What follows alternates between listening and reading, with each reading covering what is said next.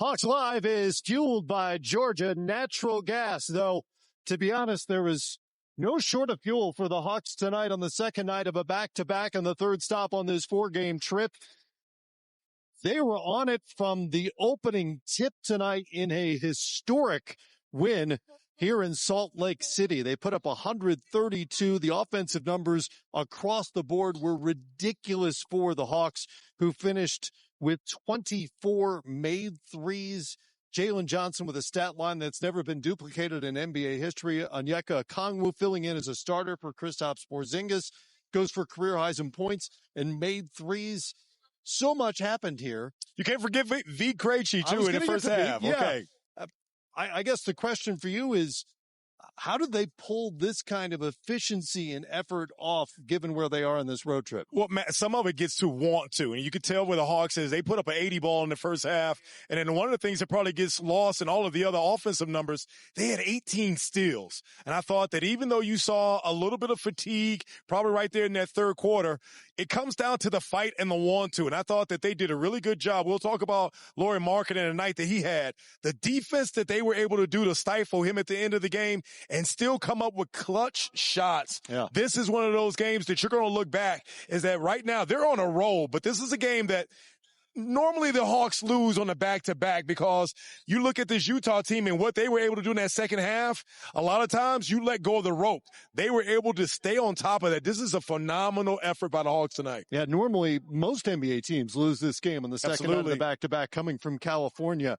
Ford Key, Jalen Johnson, and again, a stat line that has never been duplicated in NBA history. 31 points, 18 boards, 14 assists, and 7 steals. Well, here's the thing. When you look at him, we've always talked about the fact that this is a guy that does everything. I know you talked the other day about him coming up short with the triple-double, but he came out the gate. I thought that he got downhill when he wanted to.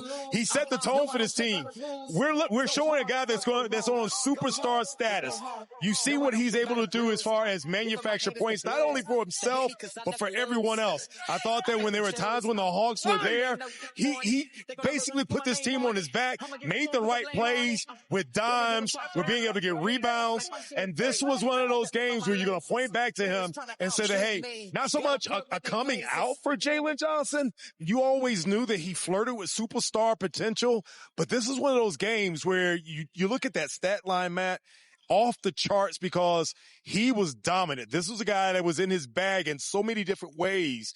When you talk about the fact that not only the triple-double, but flirting with a quadruple-double, historic. This is a great night for the Hawks. And you know Quinn Snyder wants to spread the ball around as much as possible, quick decisions, ball movement. I thought it was interesting toward the end of the game, as the game grew short, the ball was in Jalen Johnson's hands a little more than the previous 3 quarters as Quinn Snyder turned to him to run things. But here's the thing. He made the right plays. You saw that high pick and roll with Onyeka Okongwu. We'll talk about his extraordinary night as well. I thought Jalen realized when he could get downhill, play through contact, and when he came off the ball, I thought his decision-making was pristine. I thought that the Hawks made the right plays. You always hear Quinn talk about how he wants them to play for one another. The ball was going around, and you had multiple guys make key plays for them to pull out this win. And that trust is emblematic of his growth as a primary ball handler. Meanwhile, Lauri Markkanen, as we revisit our FanDuel picks, was ridiculously good for the Jazz tonight. And you knew coming into the game with the numbers that he was already averaging 28 points. This is the guy we talked in the pregame show. He is a 3-level type of scorer with his length and level of physicality. He came out and he was on a heater himself.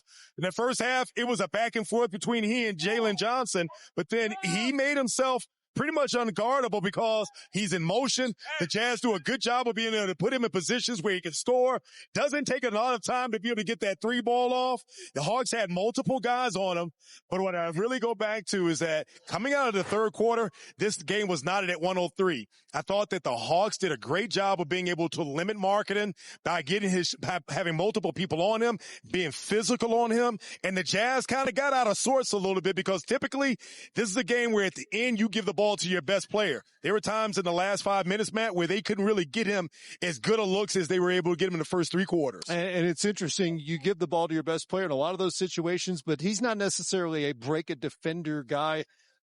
defender down and create his own shot type of player. He needs to play off the actions that they use here. Yeah, absolutely. He's not a guy that you can give the ball that he's going to blow by, play through the contact. He's going to shoot the three. He'll get you on a post up and some flares. But I thought that Dyson Daniels, even though he had a hard matchup against him, did a good job. And Hawks did a better job of being able to communicate, switching off of him and denying him. You know, it's a little like the Clipper game the other night where maybe you don't feel great when the guy scores 35 as James Harden did or 40 like Markkanen, but it was good enough. Good for me. Defensively in the fourth quarter, and the Hawks come out with the win to remain unbeaten on this West Coast trip.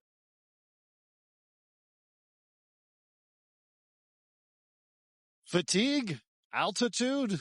Nah. Not really a factor tonight for the Hawks, or so it seemed, and they win at 132 to 122. Time for Toyota Let's Go places, and Onyeka Okongwu went into the starting lineup with Kristaps Porzingis resting and wound up having a career night of his own. And I like the fact that he came out. Normally we're talking about Onyeka and what he does around the rim as far as rim protection and finishing, but it was the threes. He had a career night, and I thought that he let the game come to himself. How many times have we seen where night after night is somebody stepping up? Tonight, it was Onyeka Okongwu, especially in that second half. That first half, B. Krejci carried them with the three ball, but Onyeka, he was on a heater. You see a career high 32 points, had 11 rebounds, but it was the shot making from behind the arc. No hesitation. Kind of had a little bit of a horse game going on. 8 for 14. He was clutch, especially in that second half. And you saw Jalen Johnson, we talked about him, running that pick and roll action, and Onyeka did nothing but deliver. I mean, you have to look at this Hawks team, Matt, and what they were able to do. We came into this game talking about how their defense has been the thing and their calling card.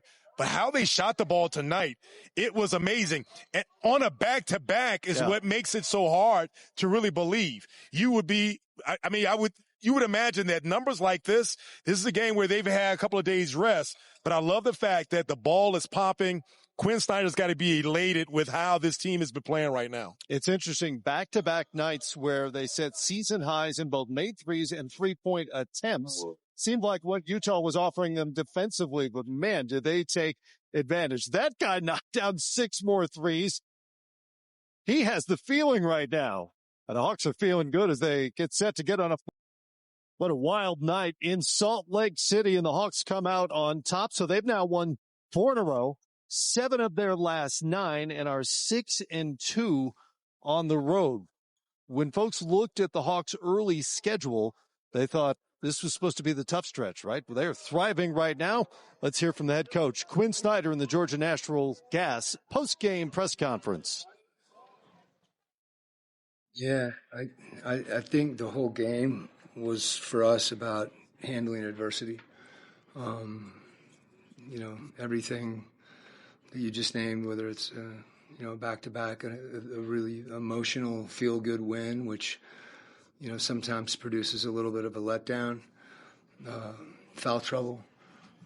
Played a team that is unique in their style of play, and our guys being able to make some adjustments, not having to shoot around, and then really, I think taking a punch when they, made a run, and we were able to bounce back from that. And can't say enough about Jalen and Onyeka. Yeah. I remember being in Indiana last year, and Coach Lang was working with him, and we were trying to show him the spots he's going to get threes, and I have this picture of him, taking his shots and working. And obviously tonight, those were big buckets, but as much as anything, it's we needed him, and he really came through, and same thing with JJ. But all that aside, the 19-point fourth quarter was that's how we won the game, and that was collective. And just with how the defenses just seem to step up every single night, especially as we talk about with the fatigue. Where do you think the next sort of step in this team's growth as a defensive presence is? Consistency.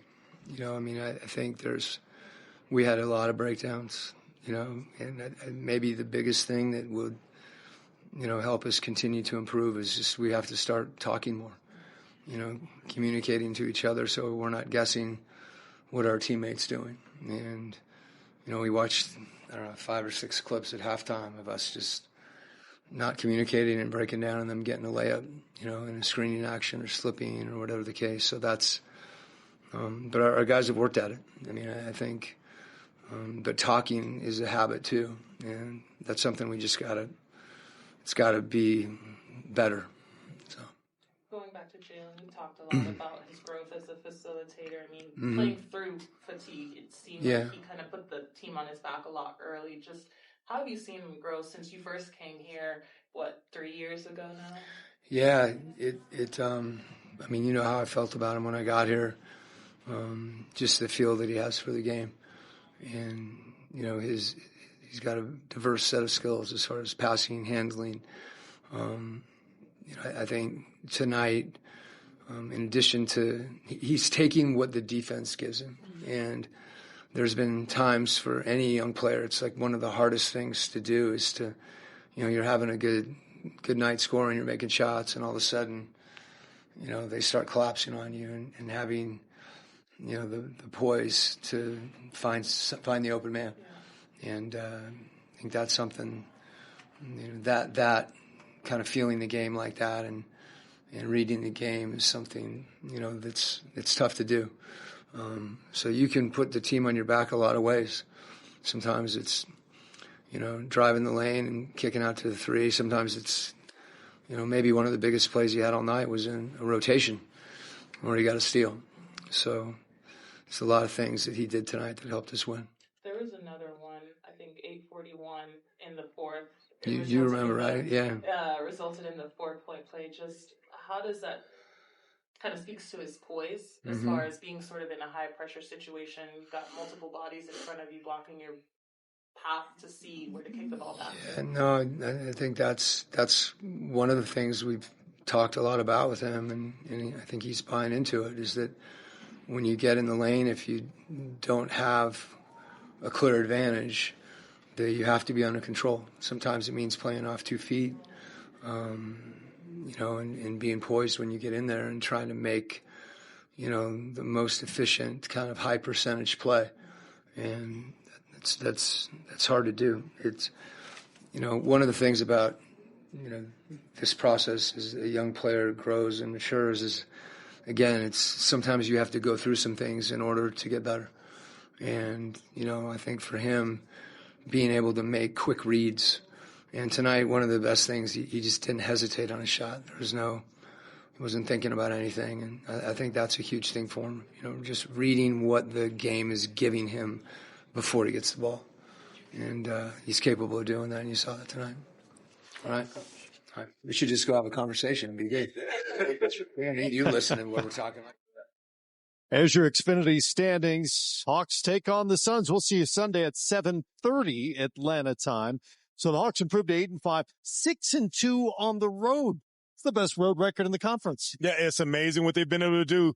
Defense and then multiple guys stepping up. Hawks on a hot roll. Suns have figured out something lately here as well. They'll be on a 5-game win streak at the moment. A lot of conversation about Jalen Johnson after a historic night, but there were so many heroes in this game. Onyeka Okongwu, Vik Krejci barely can miss these days. Yeah, he's on the heater. Hawks need to take those momentum. I'm with Bob and Neek. We're going to give them a couple of days off, and we're going to get it back at this thing on Sunday. Well-deserved 2 days off in Phoenix before the tip on Sunday as the Hawks try to sweep this 4-game trip. We'll see you for pregame at 7:30 on Sunday. For Brian, I'm Matt. We'll see you then.